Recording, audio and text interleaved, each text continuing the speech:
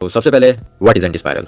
Anti spiral is the main antagonist of an anime called Gurren Lagann. ये एक बहुत famous mecha anime है, just like Evangelion and Code Geass, जिसमें बड़े बड़े मेक्स होते हैं। एंड क्योंकि ये एक मेका एनिमे है इसलिए ये बहुत ही ज़्यादा अंडररेटेड है। बट जैसा कि हर अंडररेटेड शो एक मास्टरपीस होता है, उसी तरह ये भी एक एब्सोल्यूट मास्टरपीस शो है। सो जैसा कि मैंने बताया कि ये इसी गुरेन लगान एनिमे का मेन विलन है, बट एक्चुअली में ये कोई एक इंडिविजुअल कैरेक्टर नहीं है। ये एक कॉस्मिक लेवल एंटिटी है जो कि पैदा हुआ था एक बहुत ही ancient but highly advanced civilisation के कलेक्टिव कॉन्शियसनेस से। ये जो लोग थे ये भी इंसानों की तरह ही स्पाइरल बींग्स थे।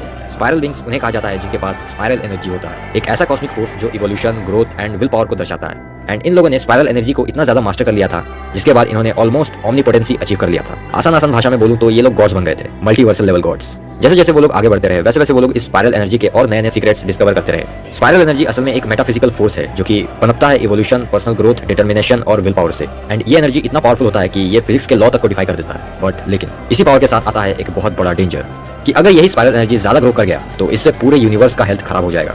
पूरा यूनिवर्स कुछ ज्यादा ही एक्सपैंड कर जाएगा, रियलिटी डिस्टॉर्ट होने लगेगा एंड एट लास्ट पूरा यूनिवर्स कोलैप्स हो जाएगा। सो इसी को ना होने देने के लिए उन्होंने बहुत सोचा कि कैसे इस घटना को होने से रोक सके। तो तब उन्हें आइडिया आया कि हम सब लोग अपना फिजिकल बॉडीज और इमोशंस को सील कर देते हैं किसी हाइपर स्पेस में, एंड जो सभी के कॉन्शियसनेस है उसको मिला के एक सिंगल एंटिटी बना देते हैं जो इस पूरे यूनिवर्स को कंट्रोल में रखेगा। एंड उसी एंटिटी का नाम रखा गया एंटी स्पाइरल। सो ये तो था एंटी स्पाइरल का हिस्ट्री। अब बात करते हैं इसके स्टोरी में मेन ऑब्जेक्टिव के बारे में। सो जो एंटी स्पाइरल है वो बिलीव करता है कि जो अपना यूनिवर्स है उसको डिस्ट्रॉय होने से एक ही चीज रोक सकता है, एंड वो है स्पाइरल एनर्जी का बढ़ने ही ना देना। मतलब कि पूरा यूनिवर्स के कोने कोने तक का कोई भी स्पीशीज एक सर्टेन पॉइंट के बाद इवॉल्व कर ही ना सके। एंड ऐसा करने के लिए उसने हर एक रेस और सिविलाइजेशन को फियर, मैनिपुलेशन और ओवरवेलमिंग पावर से सप्रेस करके रखा ताकि लोग अपने लिमिट में रहें। कोई भी सिविलाइजेशन या रेस इस लिमिट से आगे एडवांस हो गया या पॉपुलेशन बढ़ा दिया तो उन सबको खत्म कर दिया जाएगा, जिसकी वजह से evolution, progress, creativity and personal growth एकदम ही रुक जाता है। अब आते हैं इसके स्टोरी में मेन रोल के ऊपर। देखो अब मैं जो बताने वाला हूँ उनमें शो से रिलेटेड स्पॉयलर्स हैं, इसलिए अगर तुमको स्पॉयलर्स से कोई प्रॉब्लम नहीं है तो ही देखना इस पार्ट को, वरना नीचे दिए हुए टाइम स्किप से प्लीज नेक्स्ट पार्ट में चले जाओ। एंड अभी जो लोग रह गए हैं उनको कहना चाहता हूँ कि इसके बाद इसका पूरा एनिमे देखना बिल्कुल मत भूल जाना, समझे? ऐसा नहीं कि एंडिंग जान लिया बस हो गया। तो जैसा कि मैंने बताया एंटी स्पाइरल गुरेन लगान में एज द मेन एंटागनिस्ट का रोल प्ले करता है, जो कि पूरे शो का मेन थीम जैसे फ्रीडम, ग्रोथ एंड इवोल्यूशन ही है, उसका एब्सोल्यूट अपोजिट है।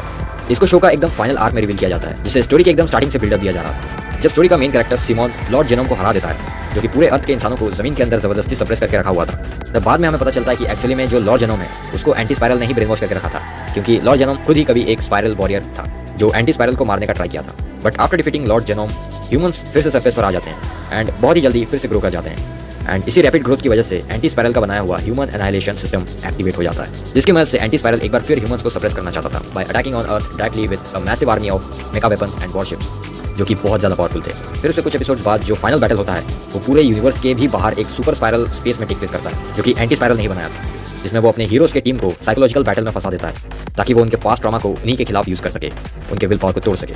हाउएवर कैसे भी करके अपने जो हीरोज हैं वो लोग एंटी स्पाइरल के इन्हीं माइंड ट्रैप से निकल जाते हैं with pure determination and unity. And Simon finally अपना इनडोमिटेबल विल पावर की मदद से स्पाइरल एनर्जी का अल्टीमेट फॉर्म को अवेकन कर देता है, जिसका मदद से वो अपना मेक गुरेन लगान को टेंगेन टोपा गुरेन लगान में ट्रांसफॉर्म कर देता है, जो कि एक मल्टीवर्सल लेवल साइज का मेका होता है जो कि इनफाइनाइट स्पाइरल एनर्जी से चलता है। So it's beyond the size of the universe and इससे भी 100 गुना बड़ा है इसका ड्रिल, जिसका मदद से ही वो एंटी स्पाइरल को मार पाता है। क्योंकि एंटी स्पाइरल का सिर्फ एक ही कमजोरी था एंड वो था उसका खुद का आइडियोलॉजी, क्योंकि उसका पूरा एग्जिस्टेंस ही बनाया गया था फियर ऑफ डिस्ट्रक्शन की वजह से rather than hope and progress की वजह से, एंड इसी वजह से सिमोन उसे हरा पाया। अब बात करते हैं इसके पावर्स और फीट्स की।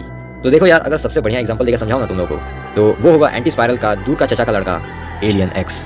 Alien x and anti spiral काफी हद तक सिमिलर है अपीयरेंस और पावर्स के हिसाब से। Basically anti spiral is the anime version of alien x. दोनों ही बहुत पावरफुल कॉस्मिक लेवल एंटिटीज हैं जिनका पावर स्केलिंग करना काफी मुश्किल है, क्योंकि ये लोग मल्टीवर्सल लेवल पे है। एलियन एक्स को अगर बाई चांस तुम नहीं जानते तो उसे 2 omniscience, omnipotent and multiversal multidimensional beings ने बनाया था, जिनका नाम था सेरिना एंड बेलेकस। एक्चुअली उन्होंने कई सारे बनाए थे जिन्हें सेलेस्टियल सेपियंस कहा जाता है, एंड उनका काम था यूनिवर्स में ऑर्डर बनाए रखना, if I am not wrong. So anti spiral and alien X are kind of similar.